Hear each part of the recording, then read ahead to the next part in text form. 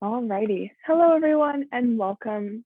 Thank you for joining our virtual talk today. We ask that through this talk, you just keep yourself muted.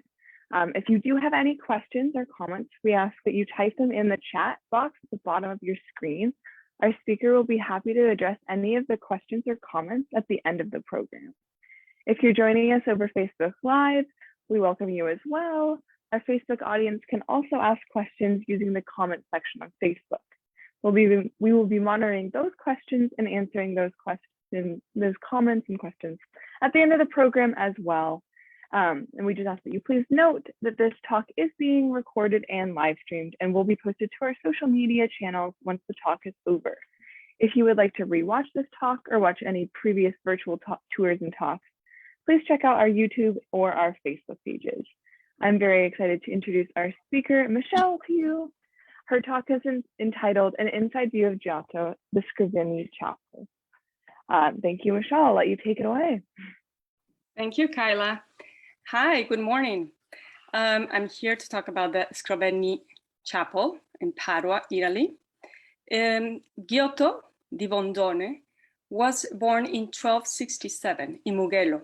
He trained with Florentine painter Cimabue and participated in the frescoes project of the Basilica of St. Francis at Assisi. Giotto was called the father of Renaissance. He focused on emotion and natural representation of the human figures. The Scrovegni Chapel is a small building in a courtyard of a convent, which frescoes depicts the life of the Virgin Mary and the life of Christ. It is known as one of the supreme masterpieces of the early Renaissance. In 2016, my family and I stayed for 1 week in Padua. We found it very convenient as it is located near Venice. Little we knew about the city. We were guided by a friend that lived there. Nevertheless, we found Padua a beautiful city. We discovered the Basilica of San Anthony, the saint of the poor and the sick, the oldest botanical garden in the world, founded in 1545, the second oldest university of Italy, founded in 1222, and the Scrovegni Chapel, built in 1305, which I just fell in love with Giotto work and frescoes.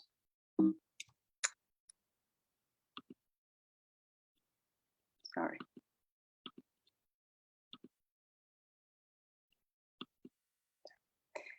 The Scrovegni Chapel, also known as the Arena Chapel, is a small church adjacent to the Augustinian monastery. The chapel and monastery are now part of the complex Museo Civico of Padua. The Arena Chapel was commissioned to Giotto by an affluent Paduan banker, Enrico Scrovegni. In early 1300s, Enrico purchased the area on which a Roman arena had stood. Here, he had his luxurious palace built, as well as a chapel annexed to it. The chapel's project was twofold: to serve as a family's private oratory and as a funerary monument for himself and his wife. Enrico commissioned Giotto to paint the chapel dedicated to the life of Mary. Next, I will show you each one of the frescoes inside. Let's start with the stories of Joachim and Anne. The scenes are composed of 6 touching episodes in the life of Christ's maternal grandparents, Joachim and Anne. Their figures are human, and the intensity of the feelings, the strength of the affection, and the immediacy of the emotions make us realize that Christ's maternal grandparents' experience of life is very close to our own. The expulsion of Joachim from the temple, the second image, is itinerary. The itinerary begins with the scene constructed around the temple in Jerusalem, a compact and easily recognized building with a holy of holies or inner sanctum, surrounded by high marble balustrade, spiral columns, and a pulpit with steps leading up to it. A halo around his head, Joachim looks at the priest intensely. His expression is a mixture of dependency, sadness, and anxiety. Joachim among the shepherds. The old man's affliction is expressed superbly through his bent shoulders, the head of sorrowful meditation way. This is sharply contrasted by the small white dog welcoming with him joyfully. Giotto takes us to understand that the animal is capable of perceiving human feelings and is trying to comfort the sad Joachim.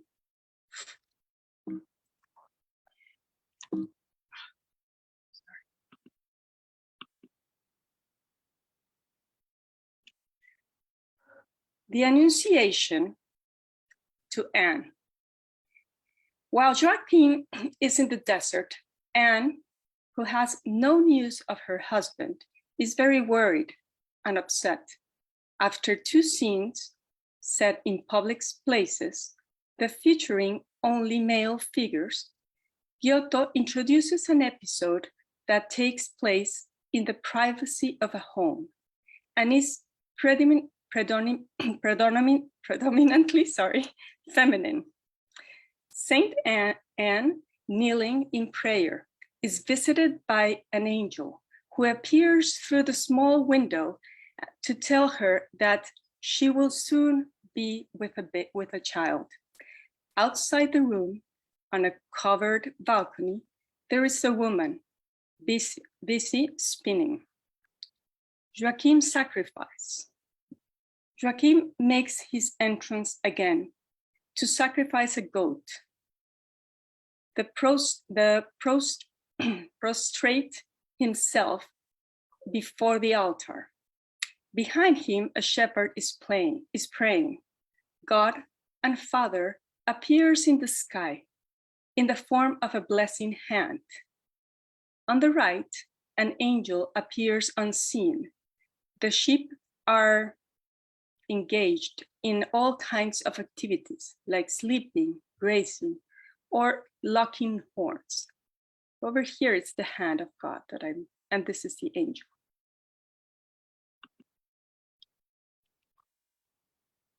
Joachim's dream. In this scene, Joachim must survive a deserted, infertile terrain where only a few goats can find grazing. The white dog is alert, contrasting the deep sleep of Joachim, and an angel appears in the sky to announce to Joachim in a dream to tell him he will be a father. The angel is standing out against the blue sky is famous. Since Giotto has given consistency and volume to the angel's face, wings, arm, and torso, but made another half of the body disappear with a remarkable softness. Meeting at the Golden Gate, one of the most innovative and bold scenes in the whole cycle shows Joachim returning home after the period spent in the desert. The love kiss exchanged by the elderly married couple who had wrinkles and a gray hair. This is an extremely profound and touching image, filled with warmth and tenderness, which defies the passing of time. On one side, within the city, there are women in rich attire. On the other, towards the countryside, a peasant comes into view carrying a basket and a stick. Note that between the arch, there is a mysterious woman in black. This same woman appears in the scene depicted Christ's entrance into Jerusalem.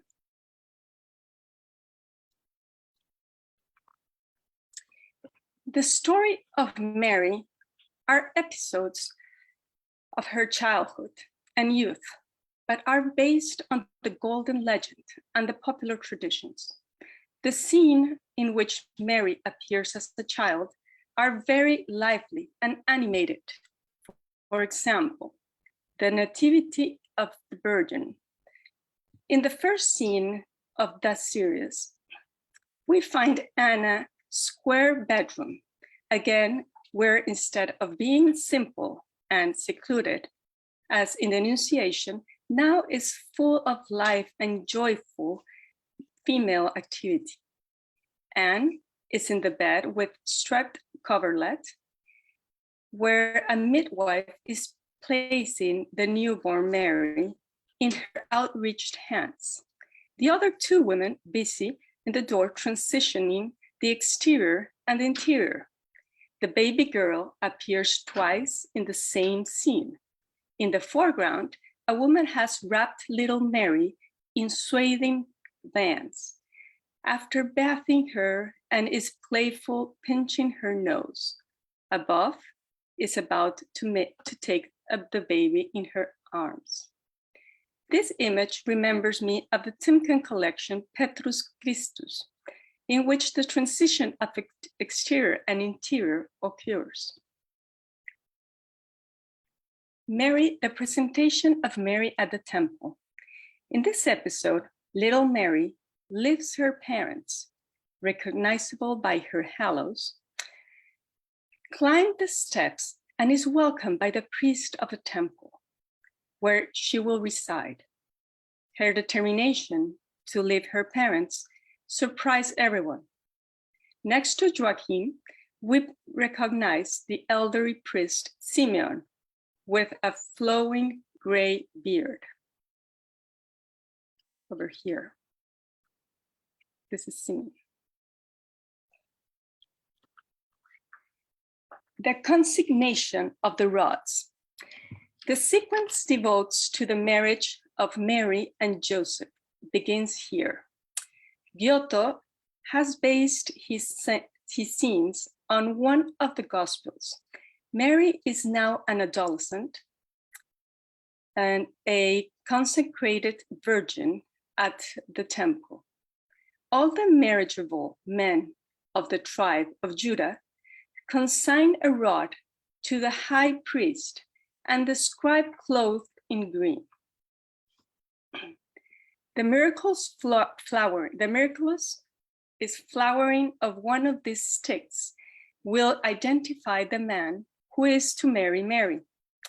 On the far left stands Joseph, wearing a blue robe, yellow mantle, and a halo. The suitors praying. The high priest, recognizable by his rich and red cloak, and the suitors are kneeling, praying for the divine intervention that will make one of the rods on the altar burst into a flower. The scene is enveloped in silence as they all wait for the miracles of sign. Here's Joseph with his halo. Marriage of the Virgin. In this scene, Joseph is holding the stick at the end in which a lily has blossomed, on which the dove symbolizes the Holy Spirit. Mary shyly allows Joseph to place the wedding ring on her finger. On the right, inside the holy building, the three women and the scribe are following the scene closely, while on the left, the suitors outside of the temple are distracted. Mary returns to Nazareth. This is one of the least preserved panels. Mary is separated from others and still wearing her wedding gown. Various young women are walking behind her. Their loose hair indicates they are not yet married. while the group of musicians greets the Madonna. There is an architectural structure that transitions between this scene to the other.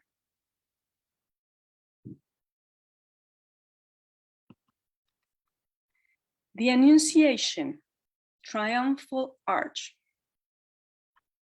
The large figures of the Archangel Gabriel, Gabriel Archangel, and the Madonna receiving the Annunciation stands out in the triumphal arch of the chapel, guiding the visitor's eye to the next scene depicting episodes in Jesus' childhood. The two scenes are framed in perspective by an architectural structure with open balconies, supported by a large corbels and typically Gothic windows. The illusionistic treatment of the curtains, which are both pulled back and looped around slender, column is identical fashion creates an extraordinary realistic effect. Over here, this is the curtains.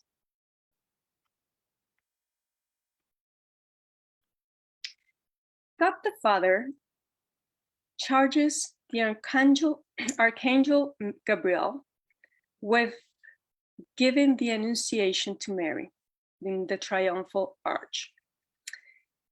The image on the crown of the arch at the end of the nave, together with the scene painted in the shoulder of the arch, act as a link, the cornerstone and a key of understanding the three sequins along the side walls.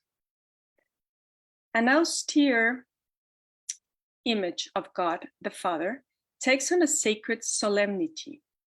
Surrounded by the angels, he gazes down from his throne, suspended in the sky, and entrusts Gabriel with the task of the Annunciation. The stories of Christ. Christ is the protagonist, but we must remember that the chapel itself is dedicated to the Madonna. So she always plays an important part in the events. So she always, this sequence occupies both sides of the chapel, starting with the birth of Jesus and ending with the scene in which Judas receives the bag of silver for betraying Christ. The Nativity, where Mary, and this first slide, first fresco in this slide, the Nativity, Mary's gesture of settling the newborn Christ child as she lies on a pallet, while Joseph falls asleep from exhaustion, and the rough shepherd, wrapped in plain cloths, looked questioningly at the angels, derives from Giotto's observation of life, rather than painting traditional. The Adoration of the Magi, the fresco near, the masterly balance between the pleasing narrative details and the characters' sober concentration, makes this one of the most celebrated scenes in the cycle. Giotto's unique detail in the history of art is the comet above the stable, which is not a stylized star, but a faithful reproduction of the Halley's comet that appeared in the sky a few years before the frescoes were executed. As always, Giotto places the gospel.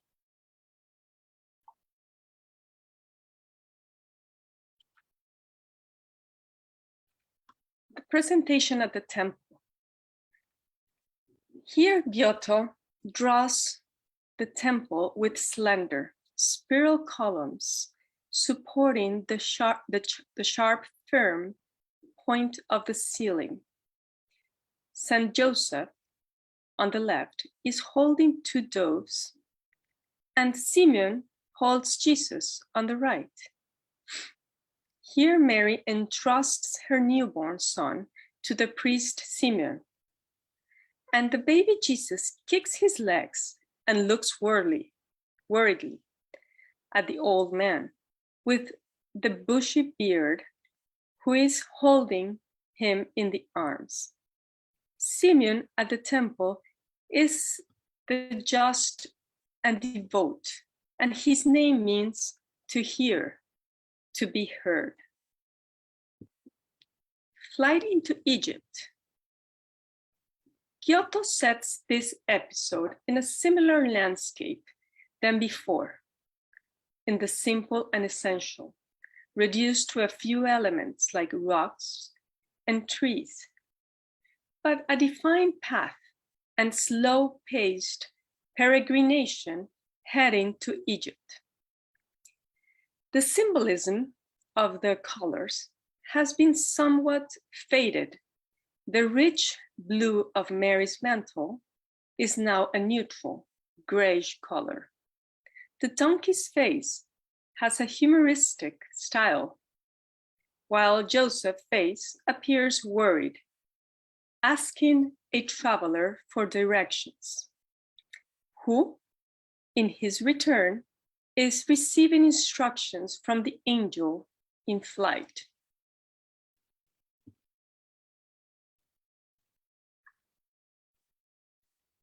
The slaughter of the innocent. I find this fresco pretty aggressive, but Giotto's compositional and stylistic coherence can be admired throughout the Scrovegni cycle. Here we can see a group of weeping mothers, which expression is standardized compared to that of the solidly framed Herodes, looking down from the loggia. There is no doubt that Giotto relied on assistance in executing some scenes. This one, for example. The women has the same features in their face. The children corpses in the center is treated in an exaggerated, generic manner. By contrast, the dynamic figure of the executioner has extraordinary energy and impact. In the middle of the purple one, he is depicted as he sees the leg of a little boy who tries to free himself and seek refuge in his mother's arms, an image that slowly represents that brutality. Christ among the doctors. This panel marks an important transition. It's the first scene set entirely in an interior, namely a vast hall with arches and columns. The 12-year-old Jesus is immersed in discussion with the elders, whereas Mary and Joseph are worried sick because they have not seen him for 3 days. Mary's gesture is touching as she rushes forward with her arms outstretching, while the men gather, learning from the young boy in the temple.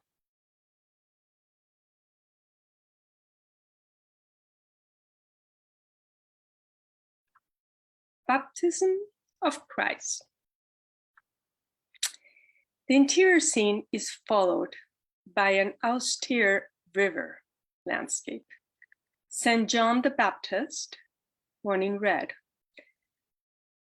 who was 30 years old at the time, is standing in a rock with his camel hair rope, sticks out his hand, making a cross on Christ's head. The Jordan crystal clear water rises over Christ's torso, while a group of angels on the left are holding out garments and towels. In the sky, the presence of God, the Father, can be discerned by an explosion of light. The wedding at Cana. In the Gospel account, Jesus Christ, his mother, and his disciples are invited to a wedding. When his mother notices that the wine has run out, Jesus delivers the first miracle by changing water into wine at the wedding banquet. Giotto focuses on a crucial moment, the fatal tasting of a miraculous wine by the masters of ceremony. The corpulent sommelier on the right drinks a large goblet of wine instead of a taste. With the refined humor, Giotto mirrors the drinker's belly with the jars in front.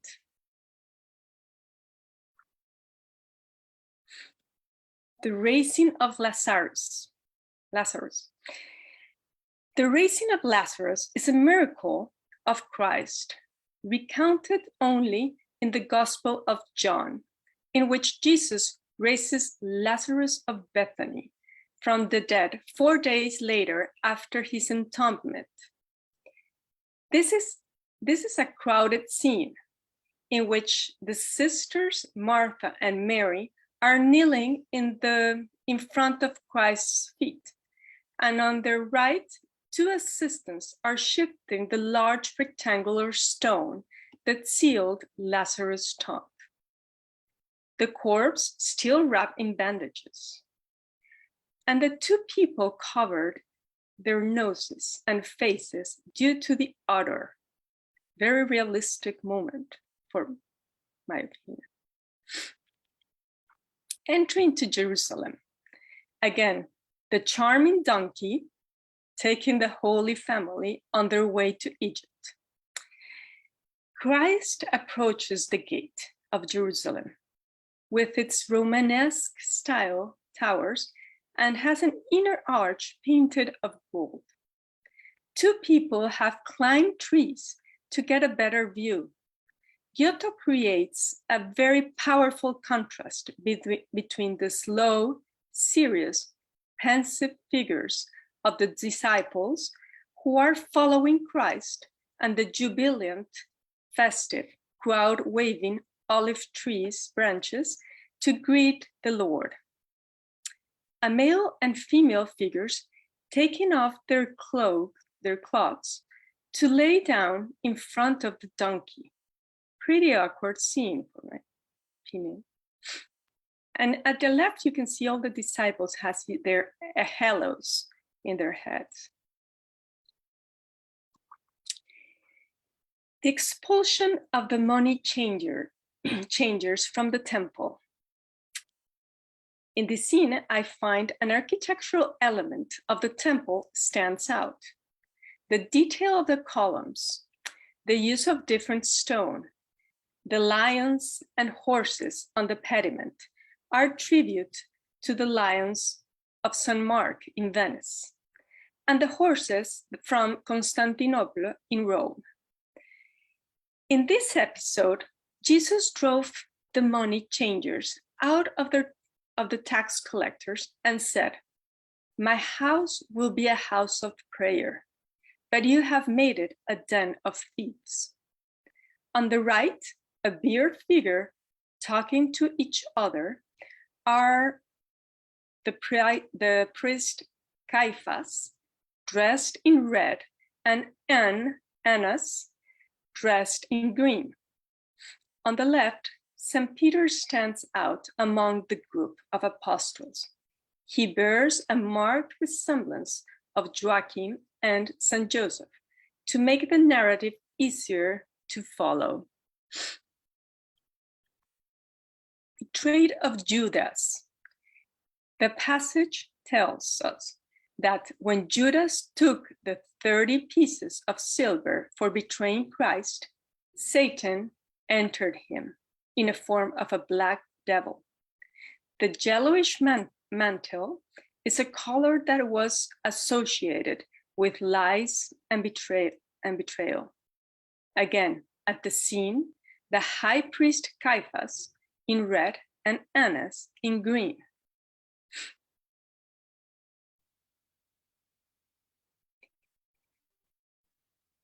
Now we have the stories of the Passion that starts with the Last Supper and the washing of the feet.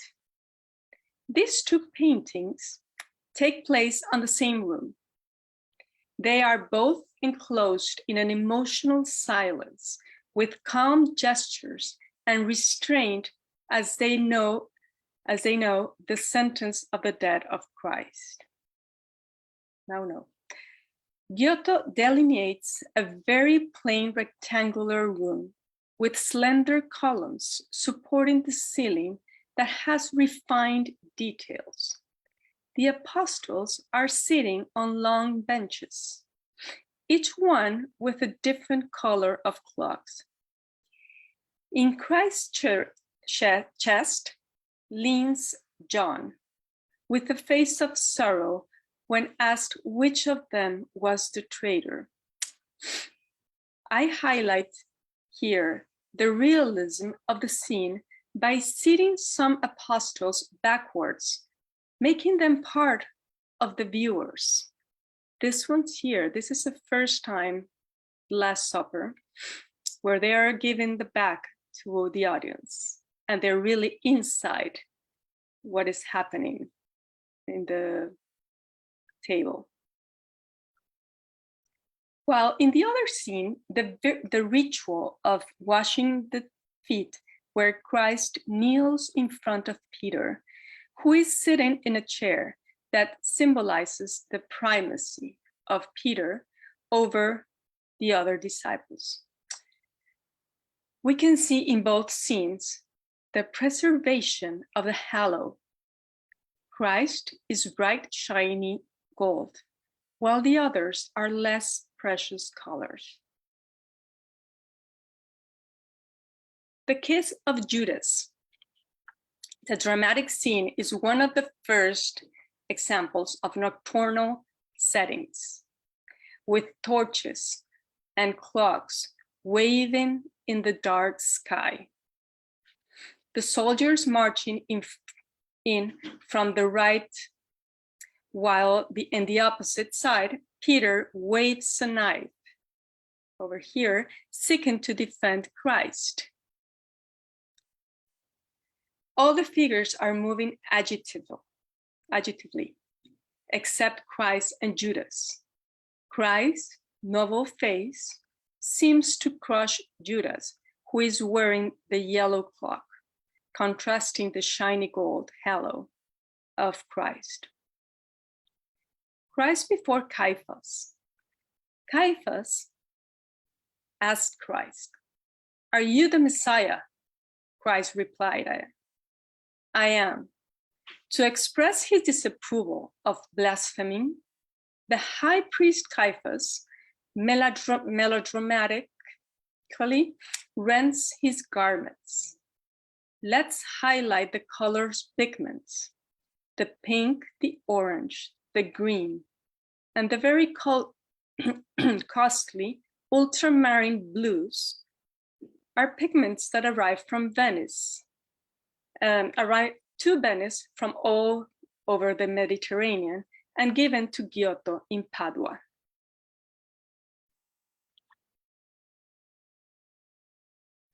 The flagellation. This scene is famous because there is a young black man with a very dark skin among the whippers. His presence is unusual. This young Moor is depicted in the middle of the scene between Pontius Pilates and Christ, who is receiving the torture in resignated silence. The road to Calvary. This panel is clearly in a poor state of preservation due to the infiltration of humidity. The scene is a sober and the arrangement of the characters quite unusual. A close group of people on the left leaves Christ in a dramatic solitude, carrying the cross, which stands out against the sky. He leads the road to Calvary. You can feel the solitude of Christ in this scene, carrying his cross. This is one of my favorite scenes, the crucifixion and mourning the dead Christ.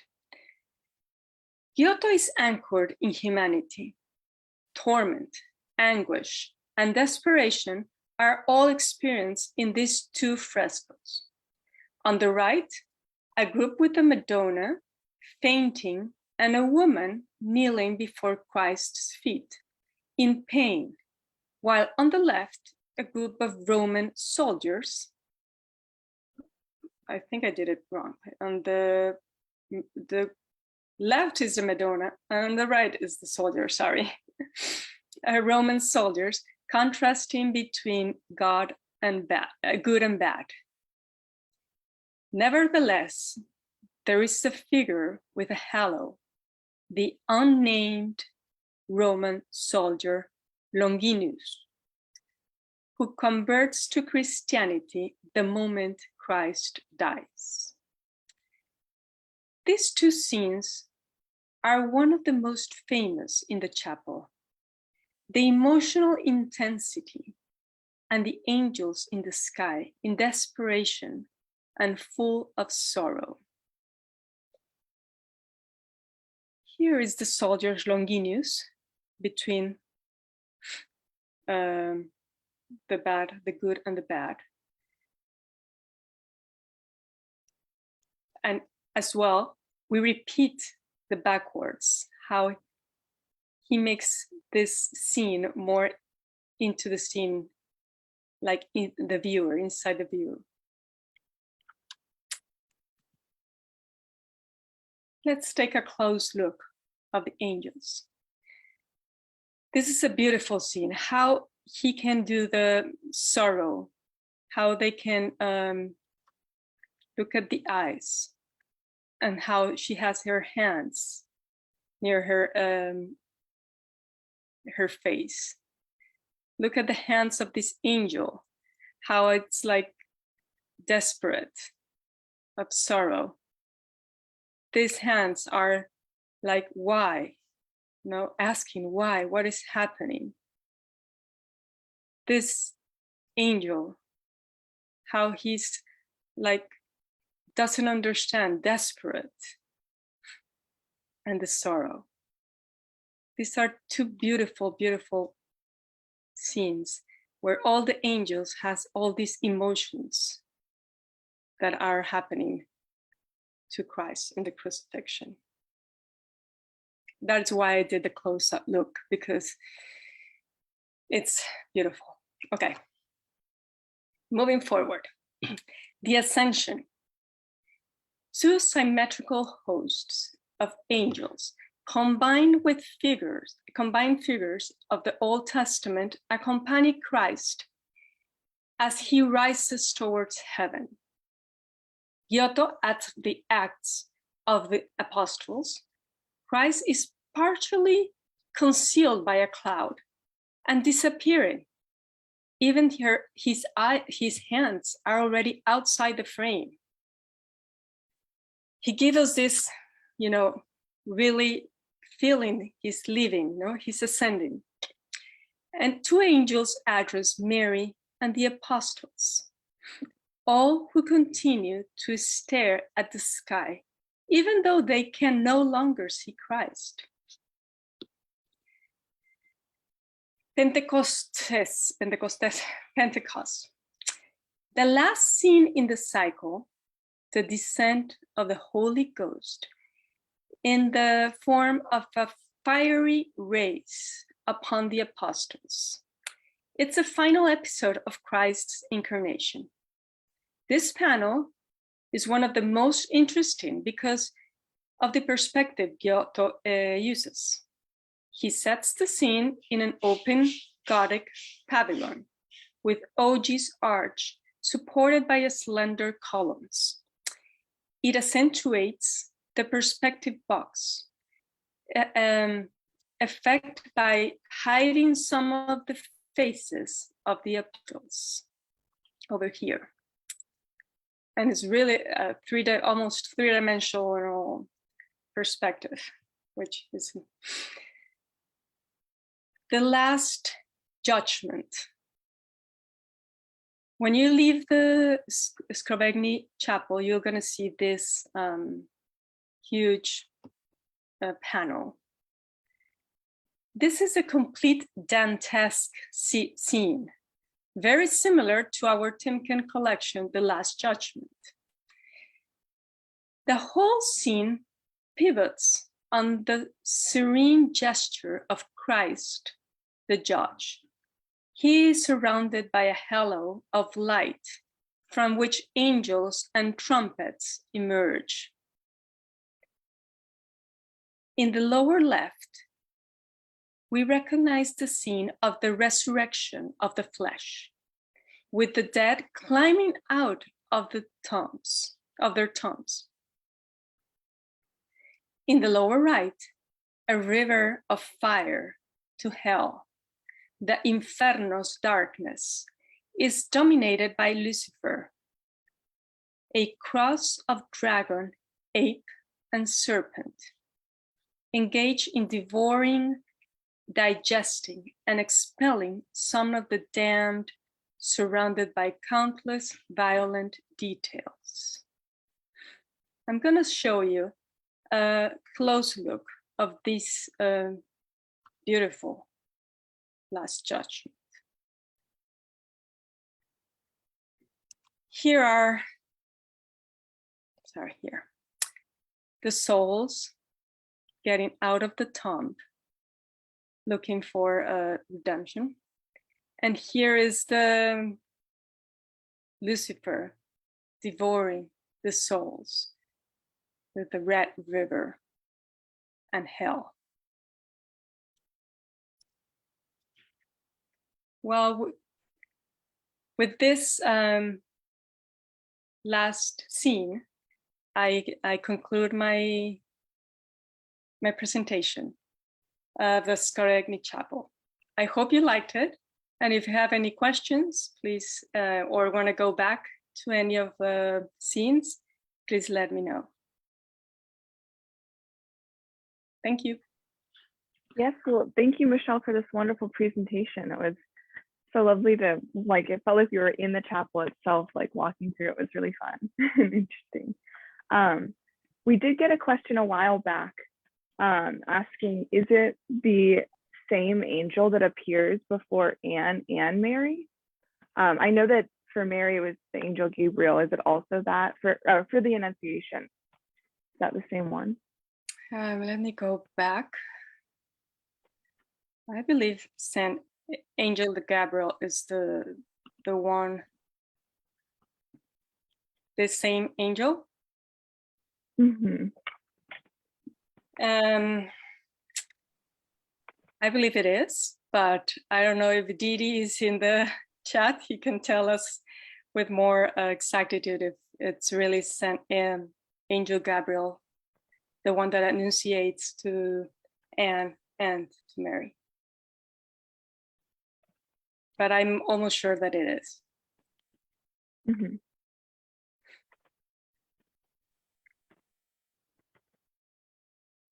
Okay, and then I'm I think we'll trust you on that one.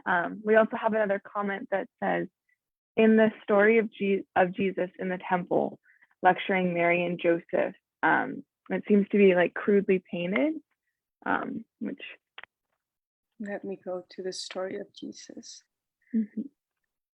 Okay, this is here, where he's telling all the, What was the question? Sorry. What? I don't think it's a question. I'm getting more of like a general comment, just that they're crudely painted. Do you think this is, I guess I have a question. Do you think that's because of like just like the chapel wearing down over time and conservation? Yes, it is. There's a lot of humidity actually. To get inside, you have to go through doors that really gives this sense of getting all bacterial from you. And so it has his to enter it has a lot of like steps because of the problem that has been the frescoes with time. But yes, you can see a lot of color is fading actually here. You can only like look at this blue. This is the blue of all Mary's clock, really, but it's already faded and it's like a very brownish. It's well preserved, but it's too old. And the humidity hasn't helped. So yes. Over here we can see as well the clock, the blue clock, and here how she has all this blue, where it was blue in the past.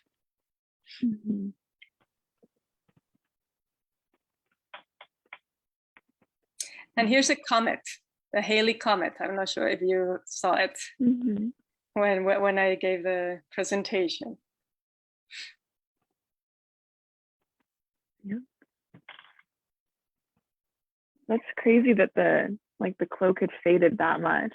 Like, yeah, it's almost hardly recognizable, but it's cool that we still have the little scraps of the color. Yes, exactly. We have another question, which was, how long did it take to paint? To paint the Scrovegni? Finished in 1305 and 4 to 5 years, I believe. I would need to look at my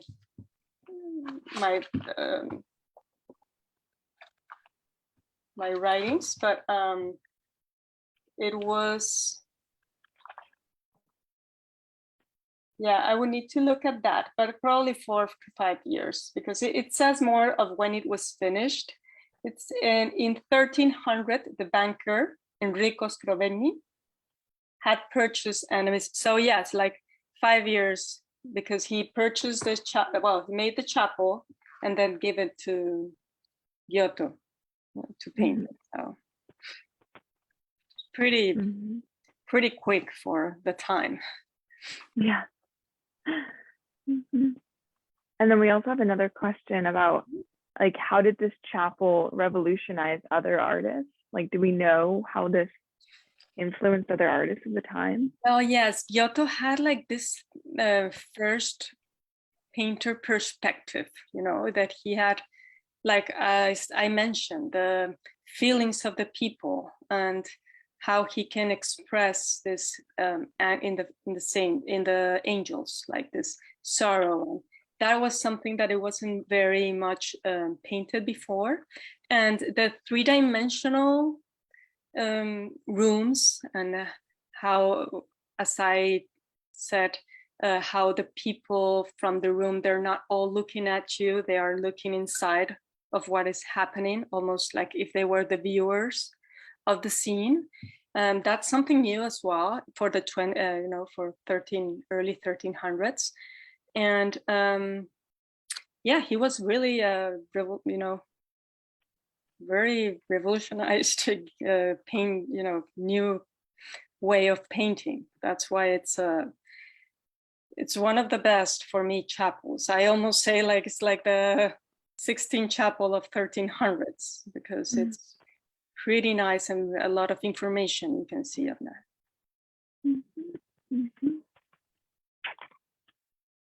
All right, well, that is all the questions I'm seeing so far. So we want to just thank you again to Michelle once again for this wonderful presentation. And thank you to all of you in our audience for joining us today. We hope you can join us again next Thursday for another virtual talk. This one will be on the origins of landscape painting. But that is it for now. So thank you and bye. Thank you.